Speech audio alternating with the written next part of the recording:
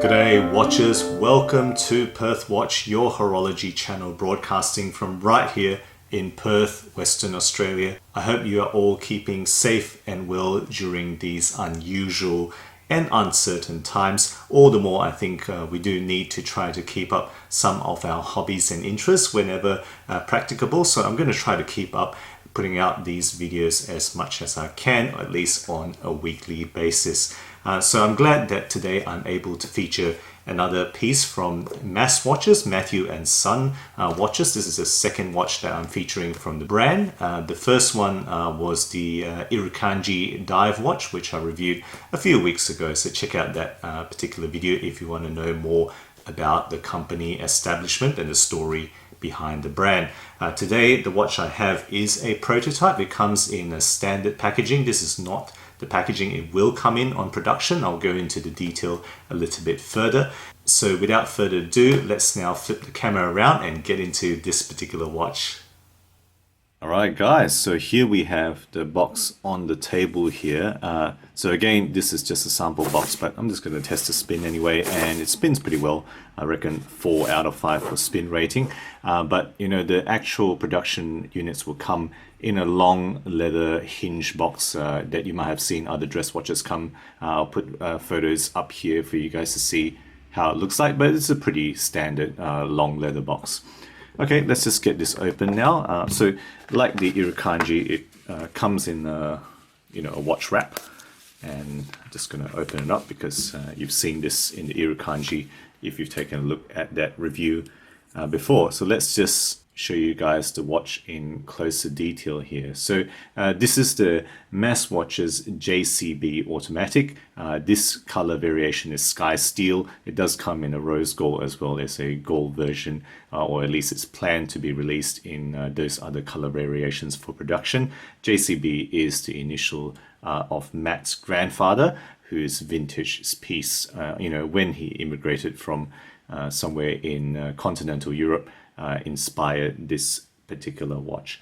The pricing of this watch isn't finalized yet, but I've been reliably told that the early bird pricing will be under 300 USD. That's really what you could be getting it for if you sign up for early bird on Kickstarter or whatever other launch campaign that Matt is going to put up. And I'll put links to the watches to the website down below if you want to check out details when they come out.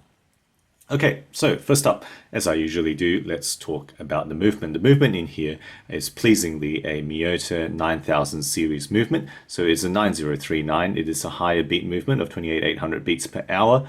All other stats down the left-hand side, as I usually do. This one is not a date movement, so they have purposely put in a movement that doesn't have a date in this watch. It does have hacking and manual winding, rated accuracy for 9000 series as stated. On the bottom left there, in actual use, this is pretty well regulated, I have to say. This sample is running at about +4 seconds per day in the 2 weeks that I've had this running on and off.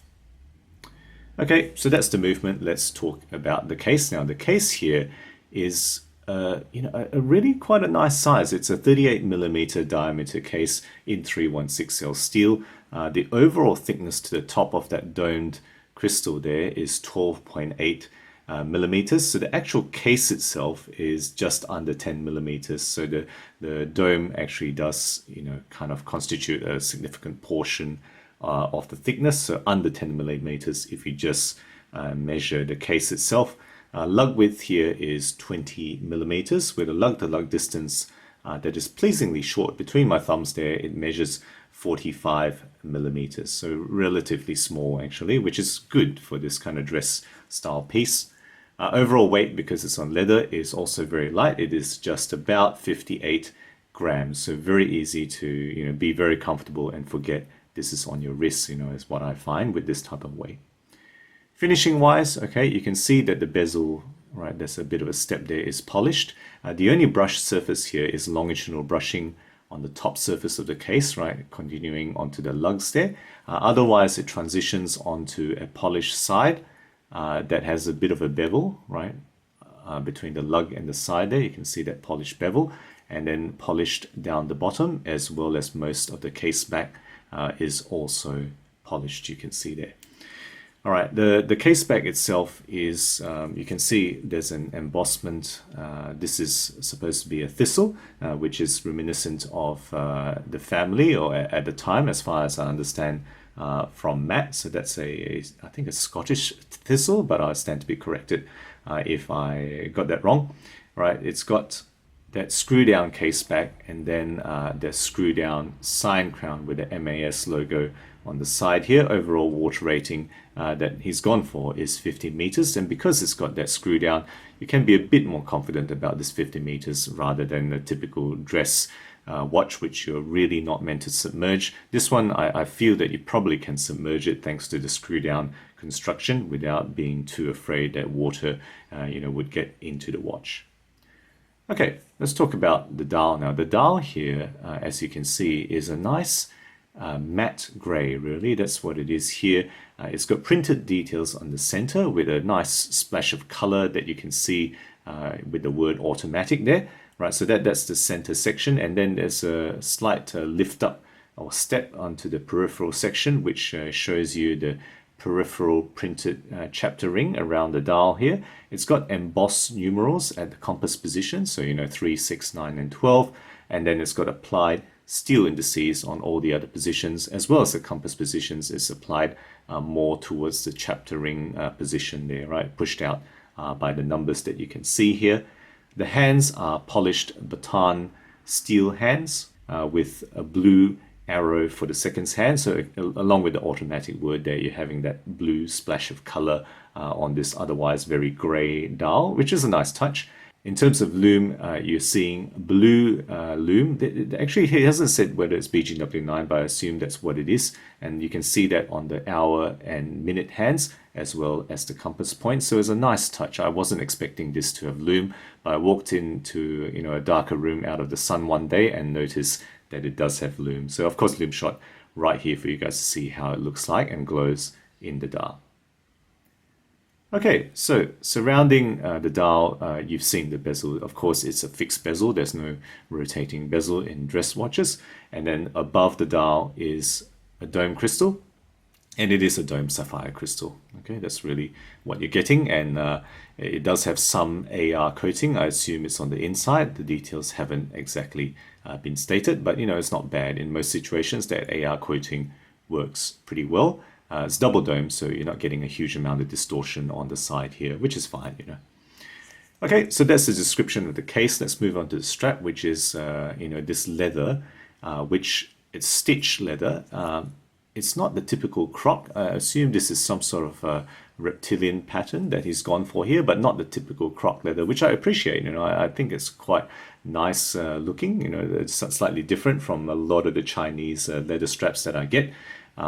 So it's nice. I like that there's a change up, and then a very simple polished steel buckle with the sign of the company there. Okay, nothing much more to say about that. Overall, I have to say this has been proving to be quite a comfortable strap. So let's just put it on now for a wrist shot for you guys.